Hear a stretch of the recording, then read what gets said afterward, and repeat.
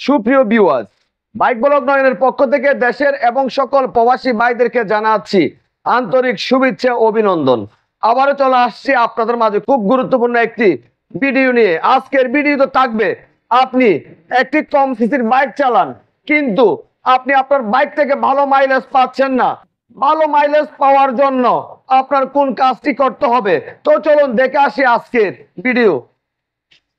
আপনি Platina ES এই বাইকটি ব্যবহার করেন অথবা 100 সিসি একটি বাইক ব্যবহার করে থাকেন, কিন্তু আপনার বাইক থেকে মাইলেজ পাওয়ার কথা অনেক বেশি, কিন্তু আপনি মাইলেজ পাচ্ছেন 20, 30, 35 এরকম। আজকের যে সেটিংটা আমি আপনাদের দেখাবো, 1 লিটার তেল দিয়ে আপনি 80+ মাইলেজ পেয়ে যাবেন 100 সিসি এই বাইক থেকে। কোন কাজগুলি আপনাদের করতে হবে, যে কাজগুলি করলে আপনি আপনার বাইক থেকে 80+ মাইলেজ পেয়ে যাবেন। সর্বপ্রথম আপনাদের সাথে শেয়ার করব আপনার বাইকের চাকার প্রেসার। অবশ্যই খুব গুরুত্বপূর্ণ, সামনে 25, পিছনে 32 ফিলিয়ন সহ, এবং আপনার বাইকের চাকা জ্যাম আছে কিনা এই বিষয়টি দেখতে হবে। আপনার বাইকের চেন স্প্রকেট যদি ক্ষয় হয়ে যায় সেক্ষেত্রে সাথে সাথে পরিবর্তন করবেন। যদি পরিবর্তন না করেন সেক্ষেত্রে বাইকের মাইলেজ ড্রপ করবে। তারপর যে কাজটি করতে হবে, আপনার বাইকের স্পার্ক প্লাগ যদি লোকাল স্পার্ক প্লাগ লাগিয়ে থাকেন, যদি স্পার্ক প্লাগ পরিবর্তন করার সময় হয়েছে আপনি পরিবর্তন করেন নাই, এবং এয়ার ফিল্টার পরিবর্তন করার সময় হয়েছে আপনি পরিবর্তন করেন নাই, অথবা লোকাল এয়ার ফিল্টার ফোম আপনার বাইকের মধ্যে লাগিয়ে রাখছেন, এই দুটি জিনিস মাইলেজের জন্য খুব গুরুত্বপূর্ণ। কারণ এয়ার ফিল্টার ফোম দিয়ে অক্সিজেন কম্প্রেশন চেম্বারের মধ্যে প্রবেশ করে, এবং স্পার্ক প্লাগ দিয়ে কারেন্ট কম্প্রেশন চেম্বারের মধ্যে প্রবেশ করে। এই দুটি জিনিস যদি 2 নাম্বার হয়, যদি পরিবর্তন করার সময় হয় আপনি পরিবর্তন করেন নাই, সেক্ষেত্রে আপনার বাইকের মাইলেজ ড্রপ করবে।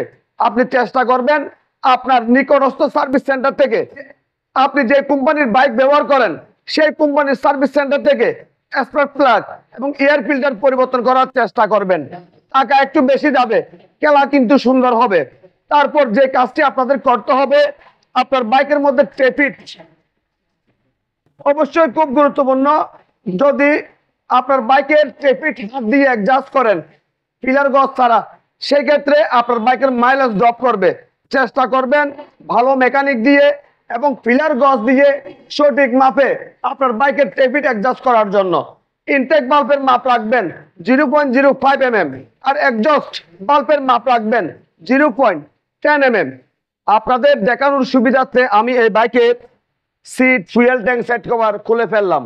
এখন যে কাজটি আমাদের করতে হবে, এই যে আপনারা দেখতে পাচ্ছেন বাইকের কার্বোরেটর, আমাদের কি করতে হবে, যদি মাইলেজ কম পাই সেক্ষেত্রে আমাদের কার্বোরেটর টিউনিং করতে হবে। এই যে বিসিএস স্প্রুক আর এই যে আইডল স্প্রুক, আমরা কি করতেছি, বিসিএস স্প্রুক আস্তে আস্তে সম্পূর্ণ টাইট করে নিলাম। এই হাফ পেস, এই 1 পেস, এই 1.5 পেস, আমরা 1.5 পেস লুজ করলাম, এবং আপনার বাইকটি 3 কিলোমিটার রাইড করবেন। রাইড করার পর আইডল স্প্রুক দিয়ে আপনাদের কি করতে হবে, বাইকের আরপিএম অ্যাডজাস্ট করতে হবে। টেকোমিটার দিয়ে আপনার বাইকের আরপিএম 1200-তে সেট করে নেবেন। সেক্ষেত্রে আপনি আপনার বাইক থেকে মাইলেজ বেশি পাবেন।